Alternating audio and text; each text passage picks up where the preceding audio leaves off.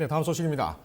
문재인 대통령이 아베 정부의 경제 침략 해법 마련을 위해 이번 주 중 30대 총수그룹 대표들과 만날 것으로 관측이 됩니다.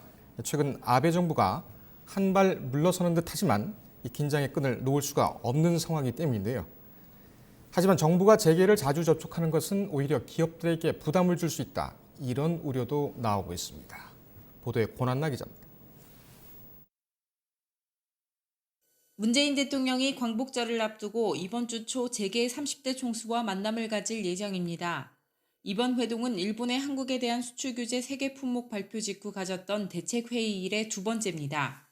일본이 수출 규제 세계 품목으로 지정한 포토레지스트의 첫 허가가 나오면서 양국의 갈등 양상은 잠시 숨고르기에 들어간 모습이지만 긴장을 늦출 수는 없는 상황입니다.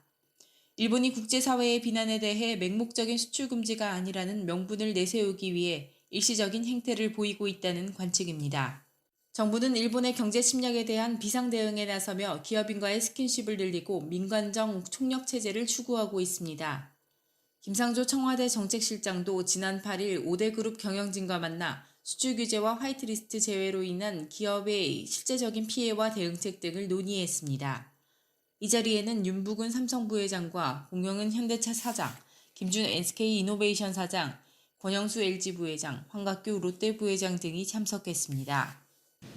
광복절을 앞두고 문재인 대통령과 경제인들 간에 일본의 경제 침략 해법 마련을 위한 두 번째 회동이 이뤄질지 귀추가 주목되고 있습니다. 다만 보여주기식이 아닌 생산적인 만남이 돼야 한다는 지적이 나옵니다. 일각에서는 정부와 기업의 잦은 만남에 대해 우려의 목소리도 나옵니다. 기업이 정부와 합심해 일본에 대항하는 듯한 모습이 비춰진다면 현지 거래처들과의 관계가 틀어질 수 있기 때문입니다. 아울러 일본의 경제 침략이 현실화된 상황에서 정부와 만남을 통해 실질적인 대응책 마련이 어렵다는 지적도 나옵니다. 뉴스토마토 권한나입니다.